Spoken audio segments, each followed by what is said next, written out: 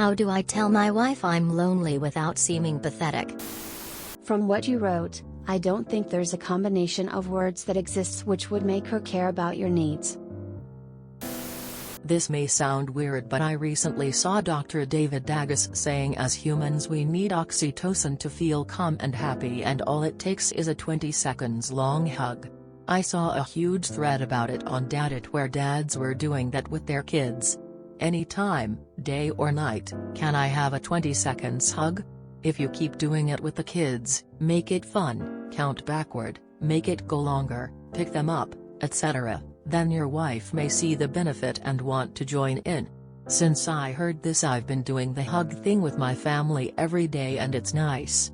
Dr. Agus also thanked his dog for all the oxytocin.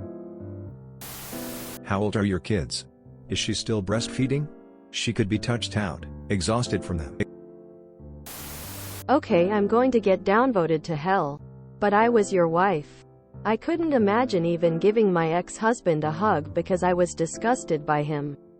It wasn't even his appearance. It was the fact that I wasn't in love with him and he didn't listen to anything I said about needing help with that kid or managing our household. If you tell her you need affection, she can list the reasons she doesn't want to give it to you, and it's going to make you feel worse. If you frame it as you want to understand where you lost track of each other, it could not will be, but could be a different conversation. I think talking to a therapist could help you a lot. Finding hobbies, friends, etc. are only good things here. Until you can talk to her about the root cause of the problems in your relationship, asking her for affection is going to make it worse for you. I wonder if it would be helpful to break what you want down into next steps. Example 1. Communicate how you are feeling with her. 1a. Ask her if there is anything she needs to feel happier. 2. Try to discuss steps you both can take to meet each other's needs or desires. 3. Set a time frame in which you personally will evaluate if you are getting what you need following the conversation. 4. If needs aren't met by that time frame, this might be time you consider separating yourself from a bad relationship. 5. After separation for decided period of time, is reconciliation the best choice? Or is the next step divorce? Obviously you have big problems you need to tackle. But seeming pathetic is not something you need to focus on. Start the mental process of getting yourself support for the dead bedroom and the unloving wife. I was 11 when my parents divorced. When my mom told me she was divorcing my dad, she didn't go into detail explaining the reasons because I was young and wouldn't understand. But one thing I did understand is my home was so tense and unloving when my parents were in the same home. I had felt this my whole life. The only time I saw my mom happy is when my dad would leave town. I remember when she told me, the first thing I thought was, finally. Now my mom can be happy all the time. And I wasn't crushed by the news either. BC I felt how unloving they were to one another. So when you say you stay for the kids, you're doing more harm than good. It sounds like your love language is physical touch. So is my husband's. I try to make sure I meet those needs. But I sometimes struggle with that when my love language isn't met. What is her love language, and does she feel like it's being met? Is something going on in her life that's stressing her out? I think sitting down and having a conversation about needing touch to feel loved and what makes her feel loved would be the healthiest option. Hopefully that will help things. It's hard to be in a relationship when your love language isn't being met. She probably has her own reasons why she's not feeling affectionate. Have you asked? I used to struggle with eating disorders, and even gaining a couple pounds or eating too much the day before can make me not want to be touched. Also, maybe she feels neglected in other areas of the relationship and assumes you know that.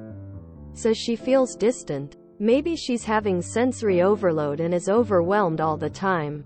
There's two sides to every story. IDK why everyone on Reddit immediately jumps to, screw them, they suck and don't care about you. I've been in a similar relationship. You ain't gonna lie this up, but I think there's a real chance your wife isn't attracted to you. I'm so sorry, guy. How much are you helping her with the kids and around the house? Does she also work? Find out why she doesn't want to be touched and treats you this way. Ask her if she's burnt out. What can you do to make things better for the relationship? Maybe you need to see a therapist together and apart. Honey, I'm hurting and I need help. Here's what I'm feeling. Here's what I'm missing. We are a team and I love you and I'm asking for help with something I'm struggling with. Quote. Hey, I am lonely and I don't want to be pathetic when I tell you. Welp, there ya go, I feel lonely and pathetic now. Ya, serious talk or divorce time? Do you guys at least talk? Talk to her. Do some activities she enjoys. And she might open up for physical intimacy. Try to also keep yourself busy with hobbies and try to get more fit. It's actually sad that she isn't more caring of your needs, but you may have to be the more understanding one of the relationships should work. I hope she comes around. Edit. To add to that point, when you're happy you attract people in general, but when you're unhappy you don't. I was in a similar spot when my child was born. My wife was so exhausted. Just had birth. She devoted herself to the baby. As did I, but after a C-section. A human being screaming at her and making her feel as a cow can definitely make her feel empty. But I did as well. Circle back to months of loneliness. Trying to be the best father and husband as I can. We are finally back to a good place. I'm telling you this because without therapy, I had no one to vent my frustrations with. Someone to talk to or discuss my needs.